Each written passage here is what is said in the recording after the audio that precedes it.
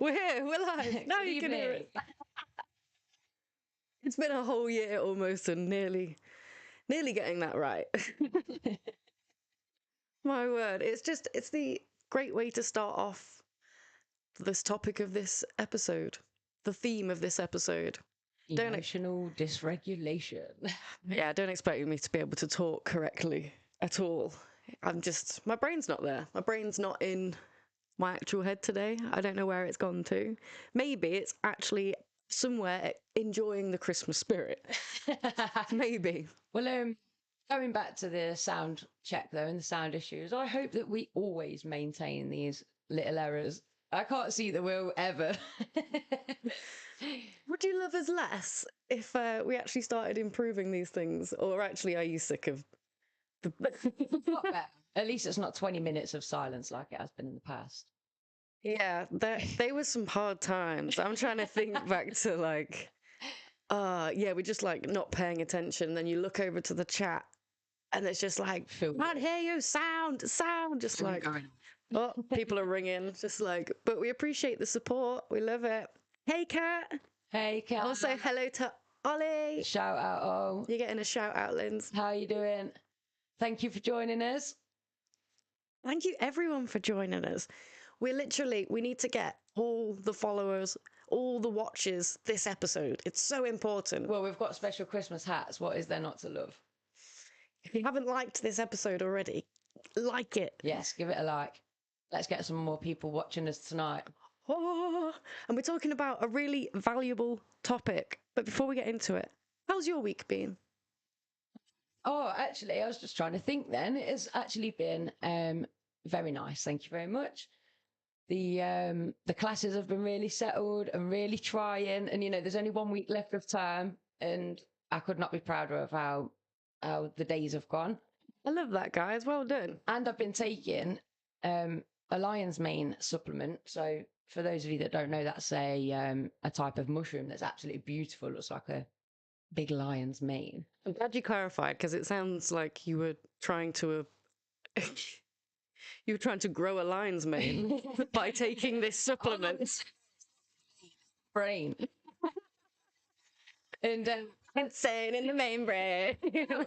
I probably feel insane, but I'm somehow feeling like more, I don't want to say in control because that's not the right word, but I do feel like 2 weeks in, one of my friends, Donna, so shout out Donna if you end up listening to this episode. I know you struggle with the YouTube. We all struggle with the YouTube. But she recommended it. She said that she found that she was actually thinking about doing things and then was doing things. And that's exactly what I found as well. Give me a pint of it. Yeah, it's been brilliant. Maybe if I had some lion's mane supplement, I wouldn't be on my 8th coffee of the day, just trying to scrape through. My word. Without going into too much detail, I've got the worst women issues going on right now.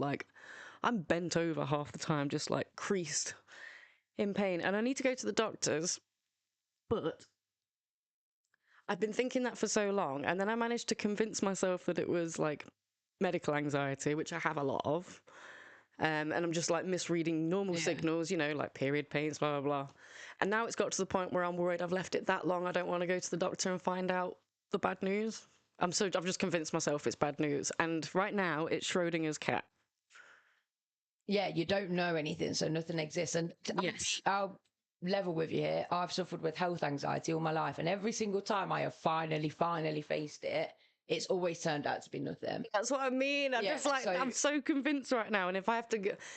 The problem is, I love my NHS. I never want to give that up. Let's protect it with all costs. But at the same time, let's improve it. Because once I decide, okay, I'm going to go to the doctors, then I've got to try and get an appointment. And that's ringing at 8 o'clock. And that's getting in a queue of 24 people. And the chance of you actually getting one is very slim. If you've got on time and you've managed to do that, fine. Then you've got to wait for your appointment. Maybe it's that day. Great.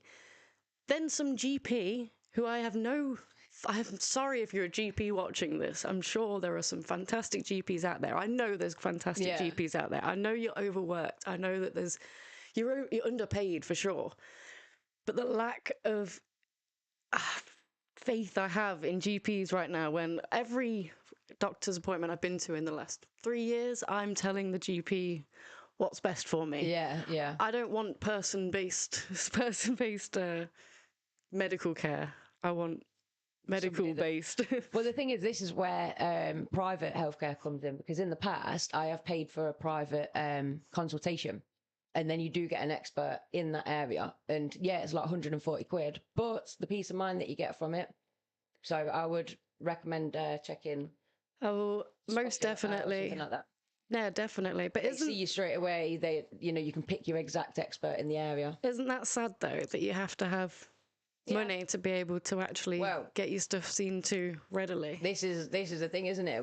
We do feel a lot about the poorer kind of classes are the ones that get hit hardest when it comes to everything. Hence why we're always here every Wednesday, trying to battle it out. Serving the people with a socialist. This is socialist. You don't have to pay to be here right now.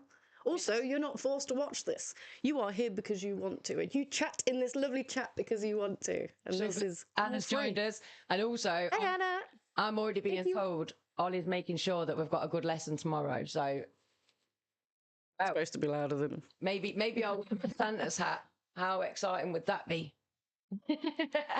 I love that. You know, when teachers would actually get into it and they'd wear something Christmassy, that used to just I don't know. Just shows they're not a bar humbug, doesn't it? It's the thing, isn't it? When you reflect on when you were at school, your teachers just seemed like, I don't know, robots. Like, you didn't think of them, the thought of them going home, having a Christmas day, like having a family, having dinner around the dinner table. It was just bizarre. You were like, and then do you remember the excitement when you heard a teacher's first name? You were like, oh, you know, Mrs. Middleton's called Joanne. I know. It'd be like, hot news around the playground. I know what you mean. I remember a distinct moment in my primary school. Shout out Mrs. Wilson. We were doing PE and she stretched and she revealed her belly button piercing, and the whole room, it was like year 3, 4, so very young, but the whole room just went, oh, what is that? What? The thing is, though, my kids walk in to see me covered in tattoos. I think they're terrified. They're like, whoa, I'd best do what this woman is telling me. Why are they letting her teach? So no, some of them symbols must mean she's in a gang somehow. No, actually, it's worse. Christmas witch. Yes, I am a Christmas witch. So on that note, shall we drop the intro? Oh yeah, let's. Hey. See you on the other side. Why is it like this? The haters should be loved, we invited. You don't agree, then you're the problem that we're fighting. Open up your mind, stand up, become righteous. Why is it like this? Instead of haters should be loved, we invited. You don't agree, then you're the problem that we're fighting. Open up your mind, stand up, become righteous. Here we are. So enough of that childhood fun. Let's get into adult stress. Oh. Or adolescent stress. We've all got it. That Christmas feeling, I was thinking as on the drive over here, it doesn't feel like Christmas as much this week as it did last week. And I'm trying to work out what the difference is, what's changed. Because it should be more Christmassy, right? Yeah. The theory is we're closer to Christmas. And it was the difference is me putting that effort in to make it Christmassy. Yeah. Last week, I did things that reminded me it was Christmas. I decorated the tree. I did X, Y, Z. It was, this week so far, I know we're only on Tuesday, but we're on this downhill to It's Wednesday. Oh, wait, what? What did I say? Tuesday. Oh, God. I know we're already on Tuesday. I was like, that's confused me. I didn't mean to say Wednesday.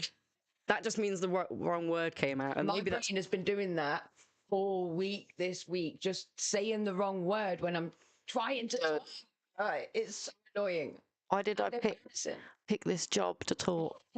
So that we can show everybody that it's okay just to have fault after fault after fault. Keep going. My God, if them girls can do it, so can I.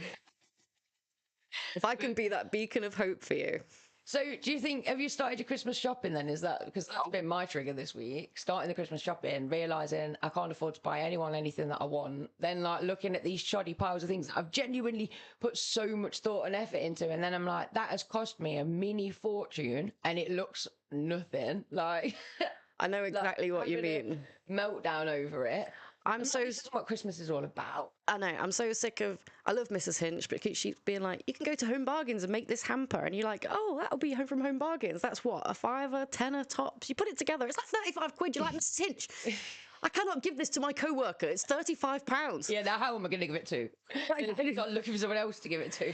Taking bits out. And then you're like, all right, if you just want to make like a little self-care hamper, or like for you girls last Christmas I made like little just it makes it easier. No one gets like, and also I didn't really know you all that long, so I'm like, I don't know what you're into. I'm just gonna get like little hot chocolate sachets, like just I like doing it. It was cute, but by the end of it I was like, you've bought loads, then you put them in the individual piles and you're like, you start adding to it. Yeah, it starts like, is that insulting? Just being like, here's a tiny little, I don't know. Well, this is the gift that you want to buy, this, and then just add a pen to it and then a couple of little bits. Do we have branded pens? We've got branded pens personally, but we never put them on wholesale because basically we can't afford to buy them at the price to give them at a price you can afford. Right, that's enough. You need to get buying these so we can get branded pens and we can sell them all as a package, and then everyone's happy. So I saw an offer. It was like 200 pens, only £200, something like that. But I was like, who said? Yeah, only £200 for 200 pens. It's when it says you can get it from £24. You're like, oh, and then you go into it like, but you have to buy at least 1 million units. No,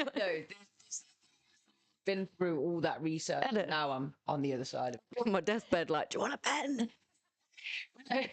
The one thing that we do have is the labels, and next year we're going to be like bringing more examples of how to use those labels alive, should we say. We've got some exciting ways of showcasing some of the products that we do have. Definitely. And ways to support us and ways to show that you're part of this community. We're a little bit more on board with, this whole year we know how to do a podcast now. It might not be the best quality. It is certain senses. The sound might not work sometimes, but we know what we're doing. The next year, I think we're going to go into a lot more creative realms.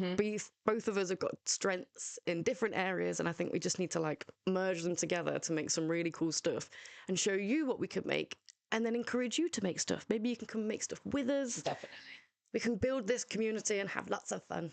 But meanwhile, buy this so we can buy the pens. And buy that so you can do it with us next year. Yes. We'll be doing new things every single month with you. It holds us all accountable if we can do it together. So who knows who will be this time next year. Ooh. It's so exciting. Cut to us still sat on this bed like or even it'll just be like dead, like dude. Lindsay and Steph came up in the summer of 2024. It's just you driving away in your bus to the sunset. No, to be honest, that's the thing. It's going to cut next year, and we're going to have the bigger studio, the bus studio. It's just going to be like huge. We'll come and sit back on this bed and be like, oh, how cute. This is where it started. Yeah, a little reflection. That'll be really cute. This bed ain't go anywhere, let's be honest. It's going to be the podcasts. Yeah, they're early next year, so we'll be definitely celebrating that. Yeah, I feel like it was either the day before Valentine's or the day after Valentine's. So, yeah, what do we do for a 1-year anniversary? The funny thing is, I know we should be talking about emotional regulation. We will get onto it. But I was doing the calendar for next year, and Wednesday's live podcast lands on Valentine's night. So if we go for a celebratory meal, it'll be Valentine's Day. We'll take you guys with us. We can go and gate a load of romantic. I don't know. I think we could do something really funny. So that's really funny. I did think about filming each other. Like, I could march over to a boyfriend and girlfriend, have a dinner, and be like, you said that you hadn't got a girlfriend. But then I thought, no, I don't want to be. We're a pranks channel, are we now? We're going into pranks. No, but yeah, I can barely watch it, let alone be involved in the filming and creating of it. I'll just be like, I can't do this and walk off. There'll be no footage, and you'll do it for no reason. Ruin everybody's Valentine's Day. Yeah, but literally, like, on that night, there was going to be couples walking from their cars to restaurants to bars, and I want to speak to them on the way there. How did you meet? What's the worst thing that could happen tonight? Is it going down tonight? What's a given? you know. Or maybe we could, if anybody wants to propose on to their girlfriend, it's a leap year as well. So the 29th, we could film proposals. If any girls are ready to change that role reversal. Yeah, we're there for it. We'll film you. Imagine if we got ordained. That could be so fun. My mum has been begging me to get ordained for years. Different wedding. Yeah, well, she was like, you'd be great at it, but I want to do funerals. So you can do the weddings, I'll do the funerals. Just events, different events. Got so much vision. We're going to go far. We're going to go far, kid. Maybe this is part of emotional dysregulation, the super high. Yeah, we're going to say, can I get anywhere? We're going to need to learn how to regulate those emotions. So, you first brought this topic to us. Do you want to enlighten us why? Do you know why? Yeah, well, something happened a couple of weeks ago that was very, very traumatizing for me and those close to me. And it just made me reflect on the way that everybody responds and reacts differently to these topics, and that it's an important conversation to have, because for me, when something really serious and upsetting happens, I tend to act like I'm not actually emotionally bothered. It's really bizarre. You emotionally check out almost. Yeah, I definitely, yeah. And it took me ages to understand that that's what I was doing, because I didn't know about all this stuff when I was younger. But I always knew I did do this, and I'd accidentally upset people, because it'd be like you could tell me that something awful had happened to somebody that I really, really love, and my initial response would be, I just don't feel anything. But then something like minor can happen, and I will lose my mind. I'm like crying, suicidal, like an absolute mess. So it's that imbalance of, but don't get me wrong, the awful thing that's happened, I will then get upset about it. It's just the reactions don't seem to add up. So in the moment, you say you don't react hard enough to what others would expect you to. And it is just that, like, my mum's like, yeah, I have noticed there's rejection sensitivity comes into it as well, that I'll overreact in certain situations and underreacting, as it were. I'm not underreacting, but it looks that way. Right, okay. And then when I learned about emotional dysregulation, that really explained it all. I was like, oh my goodness, this is me. This is what I've been experiencing my whole life. It doesn't change anything, but it just made me feel less, like I'd got a reason and less inhuman, like, kind of thing. Because I'm a very, very emotional person, especially once I've got my head around the fact that it's an upsetting thing. It's an upsetting thing to you? Oh yeah, I can get like, yeah, it's not that I don't feel upset about it. It's just that I won't. You mean about the thing, not about you being emotional. Yeah. That's not upsetting. No, it does upset me, yeah, because sometimes I wish that I could cry when I'm meant to at a funeral, for example, instead of just sitting there not feeling it. Okay, so you feel like you wish that your emotions were responsive in a way similar to those around you, in an environment that is almost expected of you. On the flip reverse, it's that kind of saying that the yin and the yang, in the sense that if everybody was having a crazy day on the same day, nothing would be productive. So, do we need these people that have this alternative emotion dial? Because then we balance it out. Because when everybody else is getting upset, I'm actually thinking quite clearly.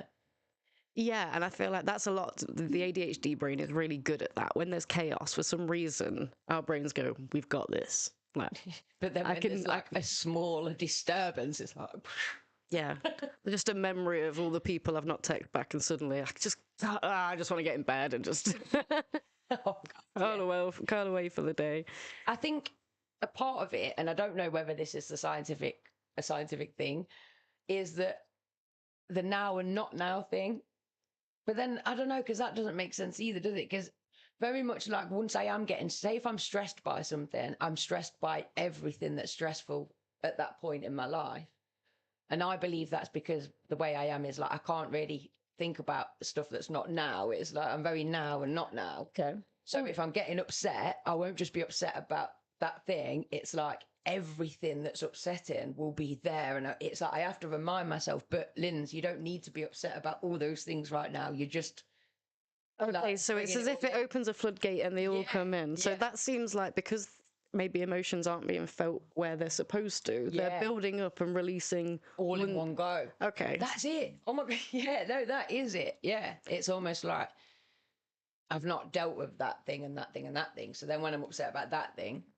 Yeah, regularly, you know, having this emotional connection with yourself is really healthy. And it seems like somewhere along the way, for whatever reason, there's been a block built, whether it's some way that you felt that would benefit you, that keeps you alive, keeps you safe, keeps people happy with you.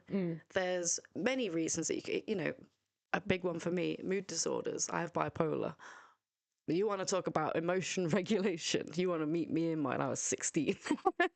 I was like, and I'm still, you know, I'm not perfect, but it is. We're quite like that as well.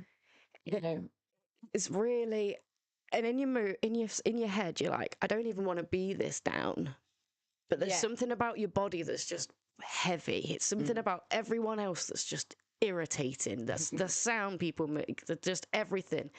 Taking things wrong. Do you know what I mean? You don't hear anything clearly when you're in a low mood, when you're angry. And I think anger is a really big emotion to cover when we talk about this, because we talk about it as an emotion. But I call it that trick emotion. It's not real emotion. It's not the first emotion. Yeah, it's a defense mechanism to the real emotion. So I encourage anyone when they're struggling with emotion regulation, especially within anger management, is to find your triggers, because they initially are what send you into that mood. You can understand what they are. It might not be easy to avoid them completely, but you might know how to navigate them when they happen. This can be things like being told no, or things not. So say if you have a conversation with somebody and you ring them up and you say, can you nip to the shop for me on the way here? And they're like, oh no, not really, because I've got to do this and this. And you're immediately triggered then. Because you're like, you get suddenly your brain tells you, well, I've done this of you, this is for you. Your new brain kicks in that's way more capable of like anger. Yeah. Plan stuff. It ruminates. It catastrophizes. You know, it makes things better. It judges. It has all these like non-bias. It's really biased. Sorry, very biased opinions, and it's interacting with your old brain that is literally just drive, survival, and soothing, that ability to relax. And these old and new bits don't talk to each other. Yeah. They don't mix well. It's really difficult. So yeah, and it can be literally as something as... Well, I see a lot of anger and explosive anger in the job that I'm in, and it always stems ultimately from frustration or pain, or always stems from something else. You know, I'm very much like, I was having this conversation last night with Lou, actually. Shout out Lou. Shout out Lou. About anger not being that, like, if somebody's angry, then you know there's a reason behind it. And like quite often I've seen people angry in the street, adults or whatever. And my first response is always to think, oh, you know, I hope they're all right, or what's got them so angry? Because it is, if you're an angry person, there's always something deeper. 100%. I think it's we teach our kids, or at least I hope we are now, that when you're online and you see these hateful comments, that this is a person that's hurt on the other end. You might say, oh, that's a really horrible person, they're nasty. We're understanding now that people not necessarily are evil. They are just experiencing life at a certain way, and they don't know how to regulate it. They don't know how to communicate properly. And if they've been hurt by somebody else, they'll just look to try and hurt someone else to pass that feeling on. It's an unfortunate kind of reaction that we see. If you've been taught that, most definitely. I mean, this is the thing with the emotional dysregulation that I find so interesting, that a lot of people are suffering with it without knowing that. And then their emotion, they're seeing their other people as the reason or the problem for their emotions. And I see it, I mean, again, I see a lot of this at work as I was growing up. People putting pressure on somebody else to behave in a certain way. Well, you made me angry. Well, you did this, and that's why I did that. And it's like, well, actually, no. You know, your emotions are your emotions, and the quicker you can recognize them, regulate them, manage them, better. Yeah. Don't get me wrong, I still can't always do it, but you know, I'm aware of it, and I'm trying, and I'm conscious of it. The minute you can do that, you will control yourself. No one else can control you. Exactly. You know, it is one way of safeguarding yourself, is trying to manage your own emotions. Yeah, it's a compassionate, self-compassionate act to be able to look at what things are triggering you, what makes you angry. And if you ever find yourself trying to justify your anger, you know, if you've got over something, I'm sorry, and maybe an apology to someone, I'm sorry that I was angry, but it's because, no but. That's when the but doesn't happen. But the but is what you should be thinking of. What did make you so angry? And yeah, if it was that person did this, but why did it make you so angry? That's exactly the point. Like, and you know, that's what you can. Backwards. You're okay to have that underlying reason for that. But do not excuse, justify, accept that you got angry for a reason. I mean, a big one: traffic. How angry do you get in traffic? Do you know, just when people are unnecessarily rude and things, it just makes me beyond angry. And it's just, I just think, why are you so like, why would you be that nasty? That's what angers them me. But I have got a lot better at. So how do you tell someone that they've just been treated rudely by someone? How do you tell someone that they're not justified in being angry at that moment? But that's the trouble, isn't it? Then if you just start acting aggressively, somebody else, you're passing it on to somebody else. Exactly. It's identify, why is that anger? That's unfair. That triggers in something in me that my sense of justice, my sense of being kind to another human being, it makes me almost, I don't know, worry more about a greater societal problem than just this person in front of me. That's something that I think it would trigger in me. And then it's like, okay, I'm having an overwhelming feeling of society right now. And that's kind of, because on a generally good day where I'm like, whatever, I probably wouldn't have even noticed that person being rude to me. Yeah. And the thing is, when, like I say, again, quite often when somebody is rude, I handle things so much better now, especially like not drinking. And that was one of the things that I wanted to see if I'd got better with. And I would say I've still lost it a few times this year, where I've definitely been in the throes of not being able to regulate my emotions. But we're human, right? It happens. Yeah. But it's been far less, like, without the booze. And you're not sat here going, and I did that because X, Y, and Z. Yeah, like, this is the thing. When me and Lou were talking and we were saying about, if you put yourself in a position where somebody constantly winds you up and constantly triggers you, you are still responsible for safeguarding yourself. Why are they triggering you? Yeah. You know, is that person somebody that you should be around? Or have you got to do some work on yourself until you can be around that person? But that's the thing, right? You down to you. You can't change other people. And that's just, even as a counsellor, I cannot change another person. I can encourage them the direction that I believe is most healthy for them, but evidently they only do what they want to do. The thing you can control is yourself and how you react to things. And you owe that to yourself. Because, they say, don't you, the big change starts within. Yeah, and this is what I had major anger issues in my teens. And even in my 20s, I was still very, like, hot-tempered, very quick to... I could lose my temper over anything, but then I'd be very quick to calm down as well. So it was like that. Yeah. But now I realise that, like, I'm so much better at dealing with it, because I just think, well, that's not their problem, or, that's not on me to spread that horrible energy around, kind of thing. And it's definitely that heightened awareness. Definitely. Should we look at some... Yeah, that looks really interesting. I keep, like, looking at all the... I've made a tiny little... I love a PowerPoint. I've noticed. The thing is... I like... The thing is, with Christmas, though, it provides a lot of opportunity for extra stress. A lot of people meet up with family that they might not have seen that much. There's alcohol involved. There's always drama at Christmas. So that's why, you might think, why are you covering emotional dysregulation in Santa hats? Because I'm so stressed right now, and this is for me, okay? If it's for you, then congrats, that's a bonus. This is mostly to remind me right now, because I am struggling. Managing emotions this Christmas and forevermore. I love it. Da, da, da, da. So, emotion regulation. It refers to the ability to manage and modulate one's emotional experiences. It involves processes that influence the intensity, duration, and expression of emotions. Does that feel like an accurate description? And I like it, because this is the thing. It's, we all have emotions, but we do not experience them all at the same intensity, the same strength. Exactly.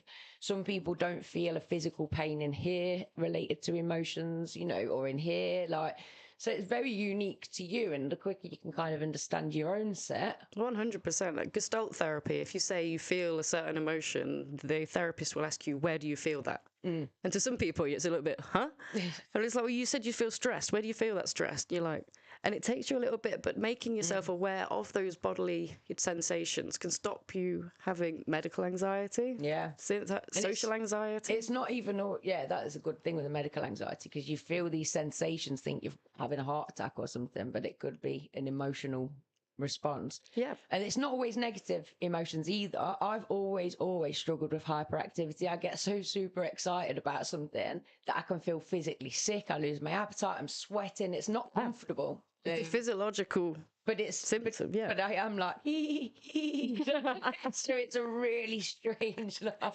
Yeah, 100%. Not nice, but it is. So factors affecting motion regulation. Maybe some of you will relate to some of these.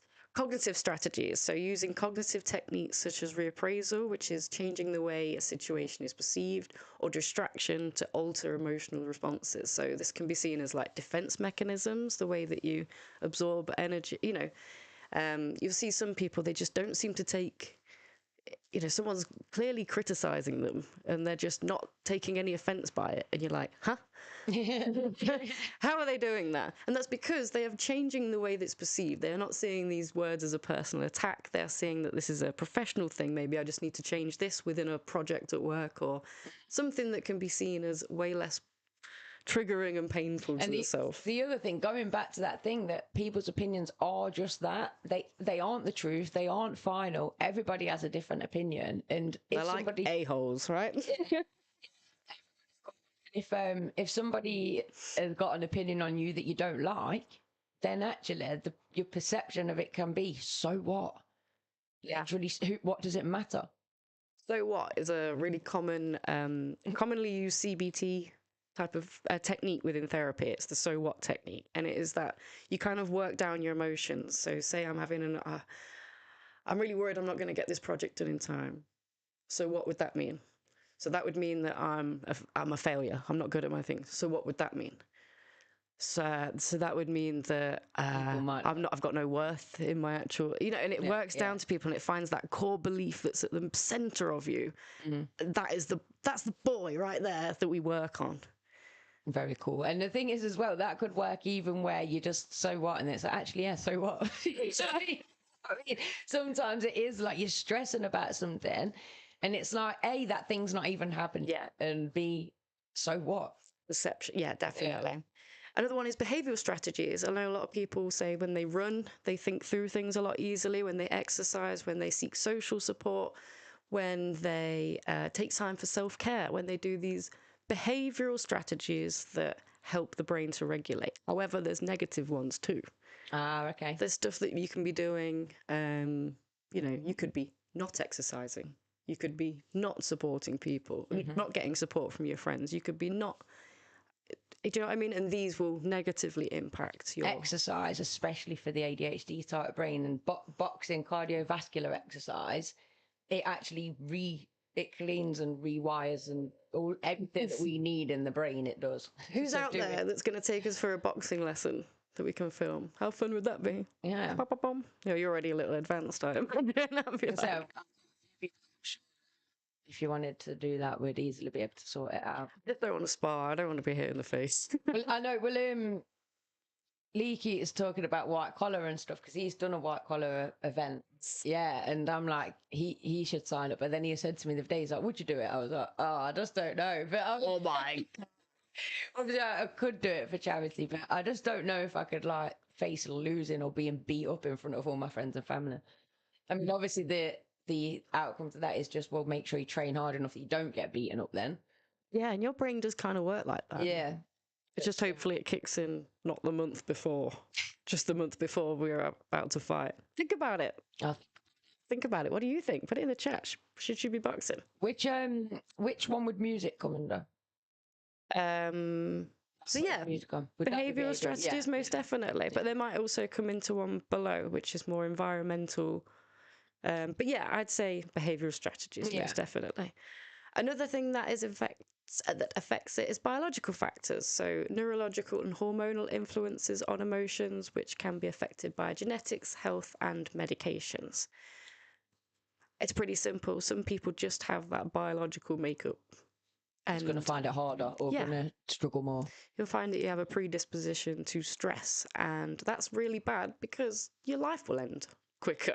So finding those strategies to help is so crucial, because I promise you there is no bigger illness, no more dangerous illness than stress. Yeah, I absolutely second that. And I'd love to cover it some more because... Well, we can keep covering it. Yeah. We've got time. Well, just in terms of... do a whole episode on how you can combat stress, and in an everyday way, and in ways that are realistic, and in ways that we've genuinely done, because you're so right that stress is a killer. Passion focused therapy is one of the best things, and I'll say about everything, but it's the best thing for stress. I promise. I need to start reminding myself a little bit more. Is that basically being nicer to yourself? Just hushing that self-critic, because life happens. Like we're saying, a lot of these things are things you can't help. Biological factors, environmental factors, your psychological well-being, things that happen. You can't help. You can't help this. And this is the thing, you can't help the cards that you were dealt, but you can play your hand how you want to play it, so it's like... Definitely. And this is the thing, these things prove that for some it will be harder. It will be harder to implement. Most definitely. Not impossible. For multiple reasons. So yeah, environment, social and cultural context, as well as external stressors can impact emotional regulation.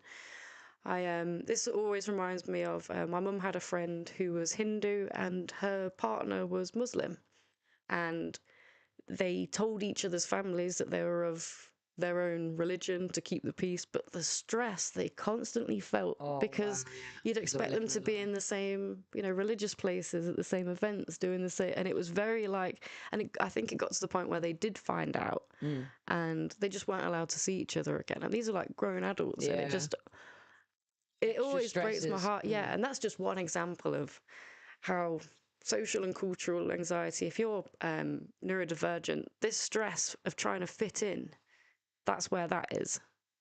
And a lot of our network, actually, because we're Leicester, is we're very multicultural in Leicester, aren't we? And yeah, definitely. And talking to some of the ladies and them telling me some of the cultural experiences that they've had, it's been such an eye-opener, because they're not things that I've had to deal with. Although I've had my own family kind of pressures, such as my grandma was very, when you're getting married, and when you get married, I get a big hat, and the pressure was on for me. So there was a marriage pressure there, but it was nowhere near as intense or, So yeah, it's a real eye opener, actually. Yeah, definitely. It gives you that ability to empathize and to understand other people more if you hear their story. 100%. That whole kind of conquer and divide thing. I read somewhere that if you don't relate to somebody because you've read in a label that they're different, so even as, for example, saying we're ADHD, other people could look and be like, they automatically don't relate because of that label. They won't feel as much empathy if something bad happens, and I hate that, because it's very clear to see how society labels, conquers and divides, and then you get this them and us mentality of, well, it's not happening to us, so let's just sit tight because we don't want it to happen to us. You can see it very clearly in this Palestine-Israel. The last thing we want to do is keep talking about it on this podcast. If it hasn't been clear already, we just want peace for both sides, end of. I'm not going into it any further than that. Don't read into it any further than that. Yeah. But yeah, it's really clear to see that what you just said, my mind's gone now. Because I'm looking at this psychological well-being, and it's me right now. Mental health conditions such as anxiety or depression can affect emotion regulation abilities, like a hole in the head. It's the last thing you need. Yeah, if you're depressed, you're not going to handle stress anywhere near as well as if you're not depressed. Exactly. You're going to reach for those unhealthy soothing techniques more likely than the good ones that you can see up here. Which I'm not sure if I'm talking too soon, but you mentioned earlier about the unhealthy soothing techniques, how they can actually have adverse effects and make you feel. Yeah, if you're not dealing with something in the correct way, then all you're doing is suppressing it. And we know that suppressing something just allows for it to get darker, deeper, add more resentment, more stuff grows on top But of even it. like if you're using nicotine, if you're using alcohol, if you're using other drugs, caffeine to deal with the stress, it actually makes the stress worse in the long run. Because it's It just displays quick like, fix. Yeah, yeah. A very similar comparison is the cream that I use for my eczema. It's a hydrocortisone, so it's got cortisone. I can't remember what the word is now. Yeah. Steroid cream. So they prescribe this when you have eczema, and they'll say to use a tiny amount. Do not use any more than that, and don't use for any longer than a week. I've had eczema for 31 years now. So the amount that I need to use this cream is way more than that. I'm now at the point where if I stop using that cream, I will never be able to go another more than 3 days without having to use that cream again, because that cream gets rid of my natural ability to create the moist skin that I need, the healthy skin that I need. Yeah. My body needs longer to produce that again. And it's very similar with heroin addicts. When they inject, there's a layer of fluid basically between your skin and all your muscles and all your stuff, and that's basically what sends the information. Yeah. That's why From you your need to body keep to your thing. hydrated to keep communicating. Definitely.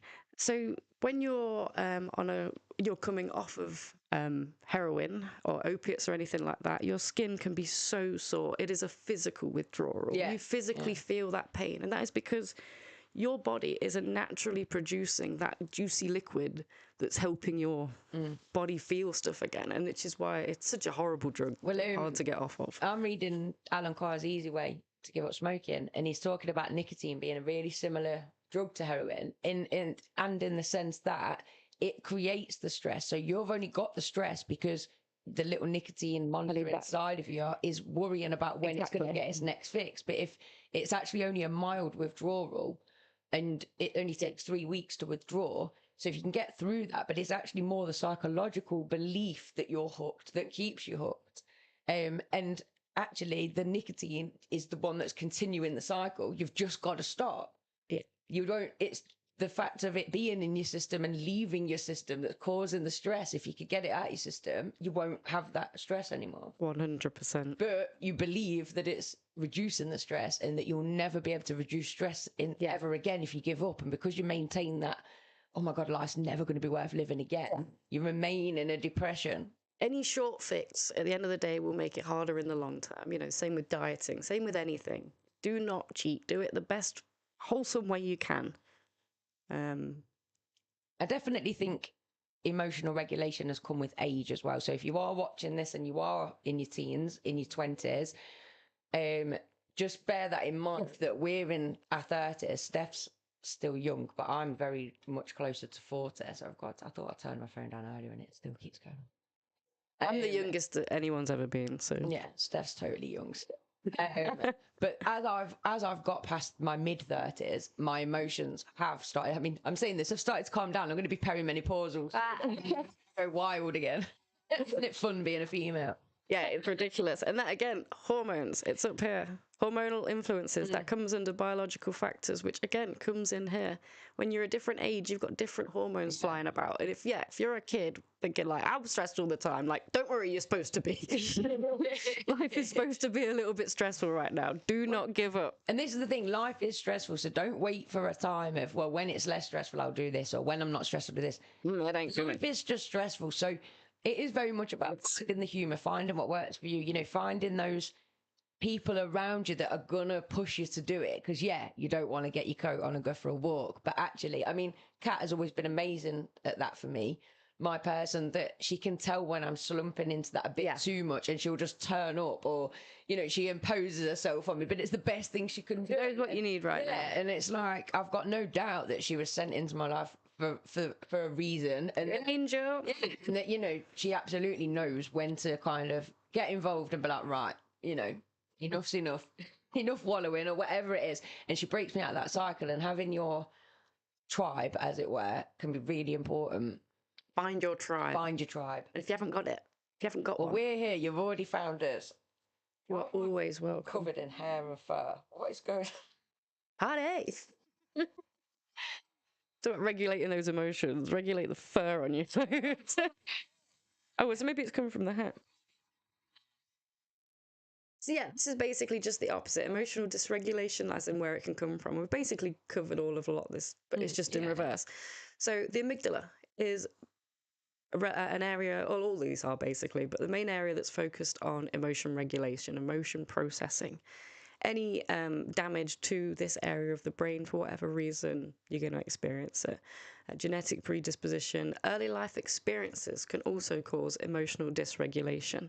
Trauma, neglect, inconsistent caregiving. Don't remember, it doesn't necessarily mean that you were beaten every day of your life. Sometimes it just means that as much as your parents did, as well as they could, with what resources they had, they just could not be there enough for you. And that's so common. Please don't feel any guilt for that happening, because we're not all rich and able to employ nannies. And one of the things is this idea that trauma cycles are in families. So your parents will have done the best to what their parents did and to what their parents did, or the opposite, or however it worked. But yeah, quite often things are passed on, habits and genetics anyway. Yeah. So you'll find that if you're maybe got an anger problem, perhaps when you look at your parents, your mum or dad had an anger problem, and then above them their parents had an anger problem. Is it like a tea bag? Like the tea leaves are all you need for a relationship, but for some reason we thought putting all this water in it is what.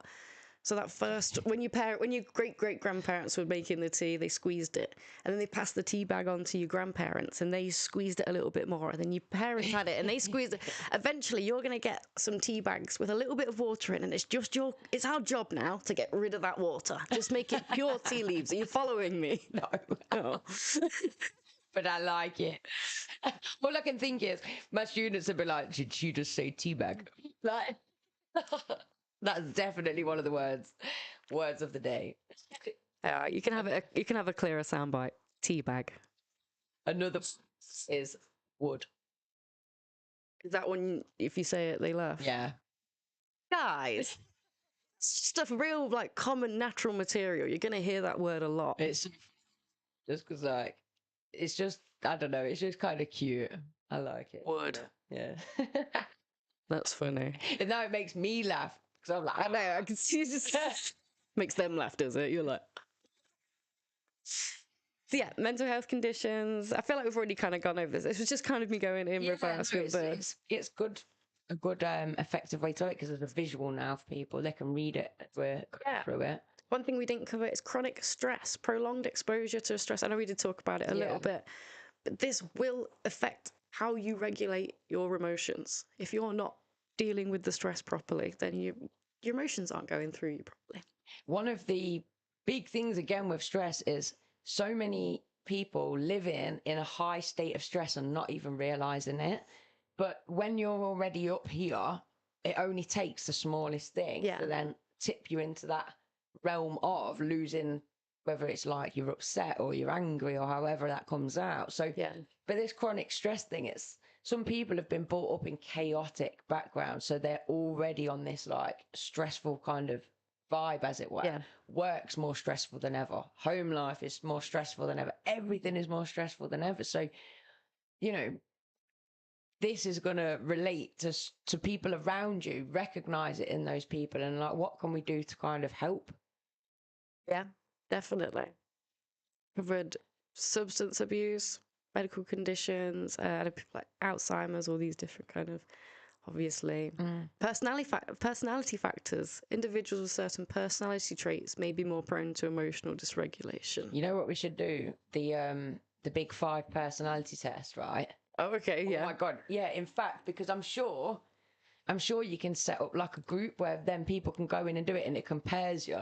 Okay, so we can set up a big group one. And everyone that's watching could do it. What's our community stats? That could be really interesting, actually. I love that. But if you've not heard, the Big 5 personality thing, they measure you up against Big 5 traits, and it's openness, neuroticism, agreeable.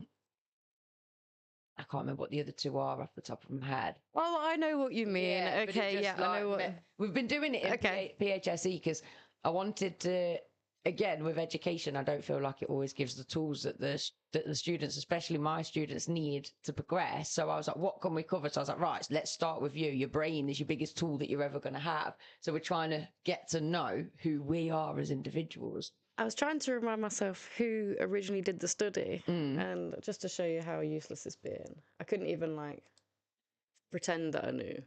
By DW. Oh yeah, that famous study by DW. Like, I can't even look smart now. I don't know, by But DW. what are the big 5 traits then? Just because I said 3 of them, what are the actual 5 areas?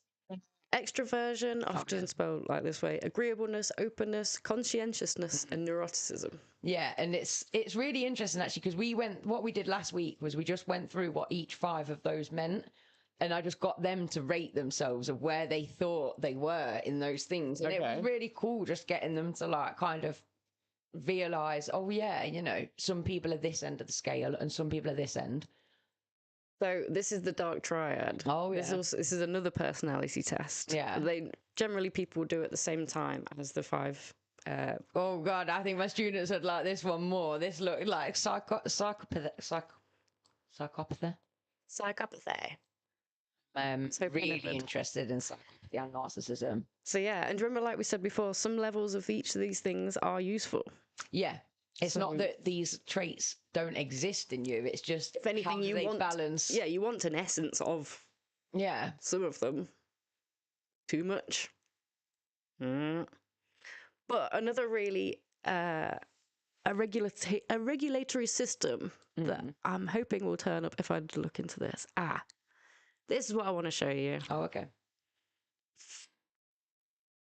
Back to compassion-focused therapy. Excellent. This is your emotion regulatory system. So you have your drive. This is the part of you that is focused on motivation, resource seeking, and just getting to where you want to be. So this is the reason you get up in the morning, hopefully. Because some people are operating, I think most of us right now are getting up in the morning out of threat. And this is the area that detects, like, you know, harm, any risk of not surviving. So some people are operating on this threat drive, this threat system.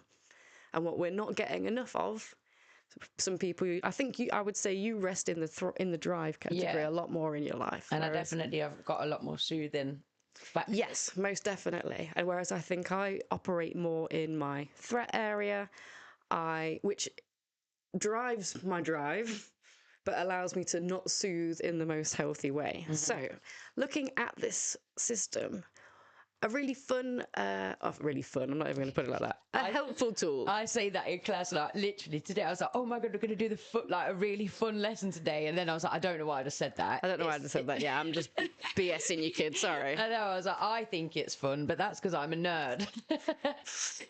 I'm a nerd.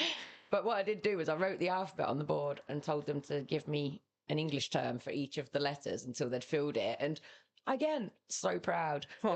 They were shouting them out, like, you know, and you're like, yes, that is. I love that. Like, and like one of my dudes, he was like, conjunctions. I was like, things you don't. She's going nuts. She's living it. Well done, guys. Keep it going. So I think I encourage my clients to do is to map this out for themselves. So for an example, and you can do it visually, my threat circle is big. That is my whole life right now.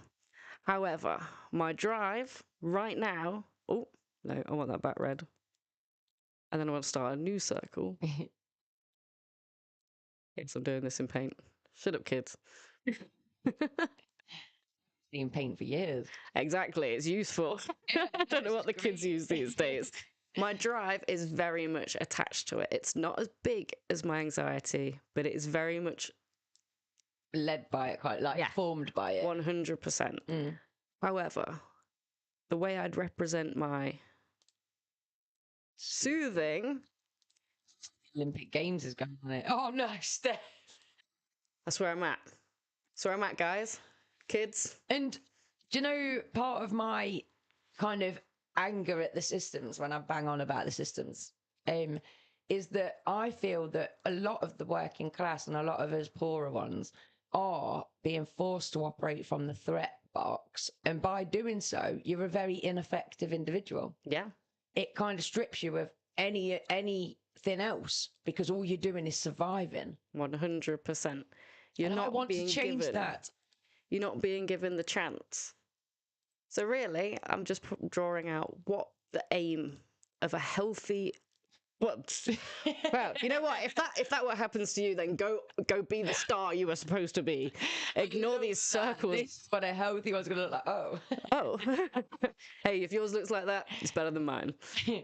We want them to all represent a long line of them all being very similar sized and connected to each other. Yeah. They don't necessarily have to be all like a... You can put it in a triangle if that makes you feel better, but this is the goal. This is not the goal. Do you understand? This is the goal. This is not my goal. So we'll revisit this next year when we're reflecting on how the year's gone. And hopefully we're going to have improved. I can tell you by looking at this map, it looks like some Doctor Who transcript. But looking at this, I can now see what I need to do. I need to stop worrying about everything. This That's easier said than done, though, isn't it? is not helping me.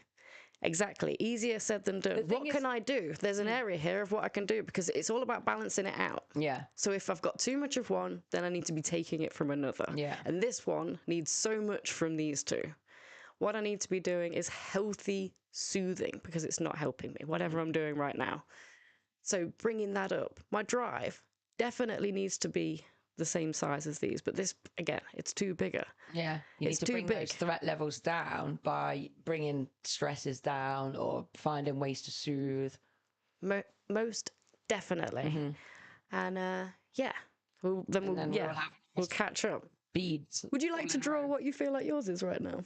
Well, I feel like mine. I don't know. I'm like, what's the threat part? What's the threat? So threat detection. So the certain parts in your life that cause you anxiety. Maybe you feel like you're trapped in certain areas, that you won't do well, that someone might be coming for your job. Maybe you've got a boss that's... See, I'd say then that my threat's probably slightly the fear of being poor. My threat's probably slightly smaller than the soothing, and my drive's probably slightly bigger than the soothing. Okay. Do you see what I mean? Yeah. It's like my drive probably takes over everything. I definitely don't soothe as much as I should. Yeah, and I think that comes part of the self-caring soothing is expressing your emotions readily when they're in the moment for them. So yeah, you know, if you're feeling like everyone else looks like they're sad and I'm not crying, rather than see it as a threat. Oh, this is me not doing well. I implicate that self-soothing, that nice, self-compassionate way of why don't I not right now? What do I need right now? Maybe you're someone that's just in an open environment in front of people. My emotions just don't show themselves for some reason. And that could be like we said, past experiences, biological factors, all these different things that we went through is going to be one of the reasons stopping you. Yeah, yeah. So, no, yeah. I like it. I think that's a really practical way. I'm hoping as well that the things that we've gone through provide practical ways to kind of self-assess where you're at, emotion spot a little bit, and then even maybe hopefully take a few steps towards managing emotions a little bit better, whether that is increasing the soothing to bring down the threat levels 100%, and just knowing that the stress, you know, don't feel gutted, don't feel like you're weak if you're feeling stressed. You know, there could be so many other reasons behind it that's meaning that you do suffer more than somebody else.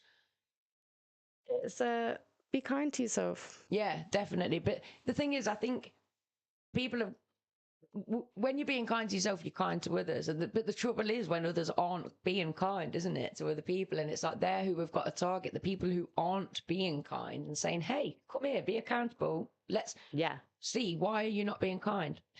You know, it's not a nice way to be. And that's where you realise you don't need other people to be doing stuff, to be setting the standard. Set your own standard. What's good for you? And again, I think with the anger and with the stress and with the way that you manage emotions, for men, especially young men, there's a lot of pressure on them, because it's like you can't show a healthy expression where you might cry. Instead, you are expected to punch a wall, or, you know, there's these extra expectations when it comes to healthy expression. As we know, anger is not Yes, the one you should be feeling. I don't know why it's not letting me see this picture. But compassion is... you can see that, Yeah, can't very you? nice, yeah. Compassion is a three-way flow. Compassion for self, compassion from others, and compassion for others. Yeah. Adopt that as much as you can, and you will see. I feel like that one's going to get... When I first... get back into it. When I first realised enough compassion for myself, and I was not setting high enough boundaries, that I was accepting too low stuff from other people, if you see what I mean. So I was giving all this compassion to others, but not actually returning it. It's like full flow. If you're, you know, if it's only 1 out of 2 or 2 out of 3, then you're not a full flow, and it's so important. Yeah. I talk about CFT all day, so get me off, send me to bed. We will continue, I'm sure, over next year. Obviously, we've still got a few more this year. We keep bringing our knowledge in about all these various subjects. Yeah, next week, should we say it's on how to stay sober during all this? We've talked how to manage your emotions. I mean, an extra step. How to stay sober. Yeah, well, what we'll do is we'll just share some absolute horror stories of getting drunk that will just make you never want to drink again. Definitely.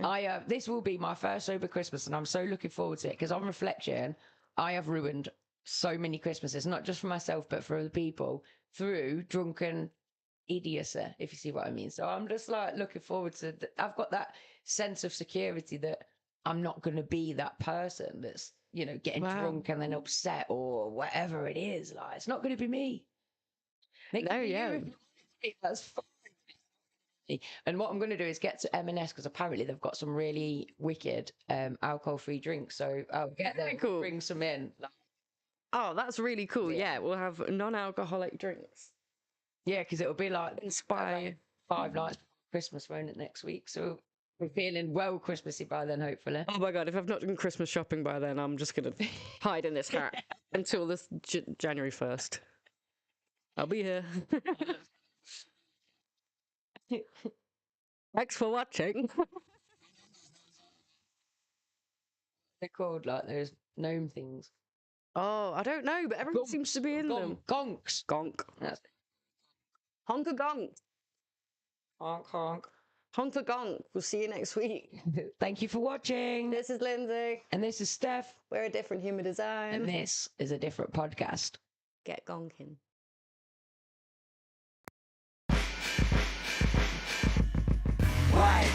Why is it like this? Instead of hate, it should be love, we inviting. You don't agree, then you're the problem that we're fighting. Open up your mind, stand up, become righteous. Why is it like this? Instead of hate, it should be love, we inviting. You don't agree,